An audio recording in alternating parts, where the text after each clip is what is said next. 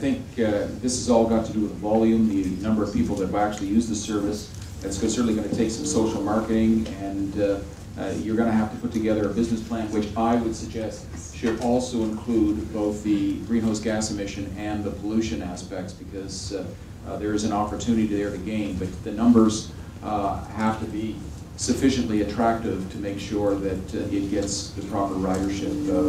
This has been suggested for the trains. Actually, Brendan, you alluded to the track that we have between New Minas and Halifax, but it takes ridership to make it work. Brendan. Yeah, I think David's right, but I think the demand is here. The people in this room, you know, we're all concerned about climate change, and if there was a safe public transit system in the city, I'm sure a lot of us, if not all of us here in this room, would use it. So I think the demand is there. I think it's just a situation. If you build it, they will come. Thank you. Jane. Thank you. Well, there's no doubt that we have to consider this. I mean, we're in the zone now where we must do so. As to whether there's a costed business plan, I'm not aware of a costed plan on rapid transit as you spoke. Light rail, I think you referred to. Are you talking about just in the metro area? Or are you talking about sort of greater HRM? What is your? I'm talking greater HRM, so that all the communities that are presently commuting into Halifax will have access to some form of rapid transit that is reliable and doesn't take an hour to travel short distances. Well, certainly, you know, within an hour commute, if that's the range you're speaking about, certainly within an hour commute, all you have to do is be out on either the 102 or the 103 to see the level of traffic that's coming into greater HRM. I think it's absolutely critical that we embark upon an assessment of light rail transit into greater HRM and frankly any other transit options that are available. Thank you. Howard. Thanks. The precedent that exists in Canada is actually Calgary, which has a light rail transit system that's powered by wind. But you know what? They've got a much larger population than HRM does. A dozen years ago, when I was on HRM Council with my then fellow councillor, Peter Kelly from Bedford, he was very keen on this, and we struck a committee that we both served on to look at what's called modal shift. What would it cost? And modal shift means getting people out of cars into an LRT. Would they actually do it? And the studies that we did at the time showed that it was probably too expensive for the population we have, and people probably wouldn't do it. So, but at this time, the cost of fuel has gone up, and it's possible that the figures are different, and it certainly needs to be studied again.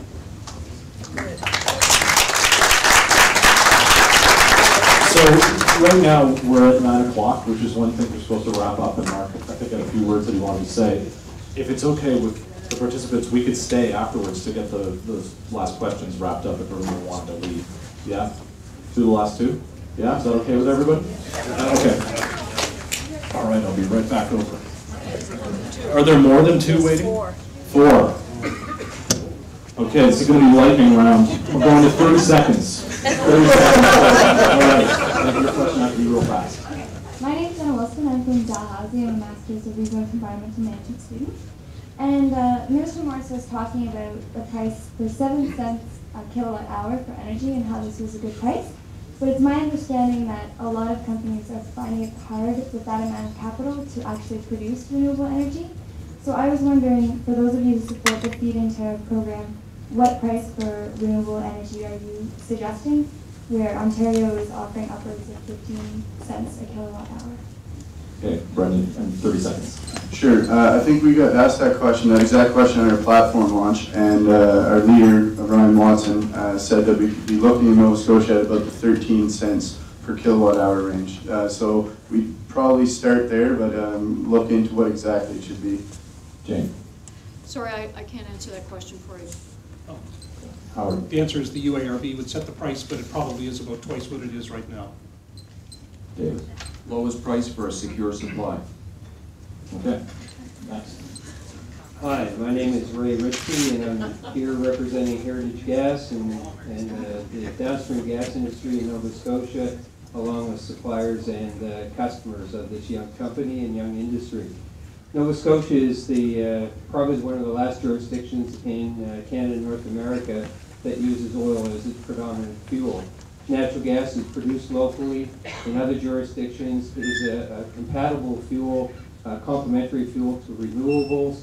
What do you see and how do you see increasing the use of natural gas in the province where natural gas provides significant economic and environmental benefits to customers? Jane.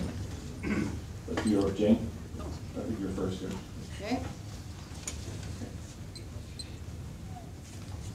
Well, if you're asking me if there's a problem in marketing this to Nova Scotians, then, and I'm not sure what the dimensions of your questions are about promoting greater use of it. Is it a problem in converting households to be able to accommodate it, or is it a problem simply in getting households just simply to consider it as a new idea? I don't know, is that? I don't think we have time for a back and forth here. Well, okay. If it's a problem getting households to convert because of the cost of conversion of their systems. I know, sorry, but that's fine. Howard. Okay, natural gas is a good alternative, and you can continue, at least for the moment, to think of it as a domestic fuel. The problem is that the life expectancy of the Sable field is in fact not very great, and until we actually have a good secure supply on our offshore, we can't really regard it as a secure domestic supply of fuel. And in fact, given the pipeline infrastructure that's been put in place, if our offshore does not produce the natural gas that we want to consume locally, we're going to be at the receiving end of natural gas from the United States, and our dollars will be going out. Dave. It's been a pleasure to work with Heritage Gas over the last number of years to establish anchor customers to help make it viable to bring natural gas, as an example, onto the peninsula. And we did that by helping with the universities, with Capital District Health Authority, and it made the numbers work, and it's great that you're here tonight. Okay, next question. Sorry. Yeah, That's okay. I'll just liquefied natural gas is shipped in large tankers around the world and is becoming a large world market for it. However, it's simply tight, the amount that's available, and the facility in Bears Head that offloaded liquid natural gas in Cape Breton was stopped because the supply source could not be found. Unless a reliable source is found of liquefied natural gas, then it's not feasible. Thank you. Yes.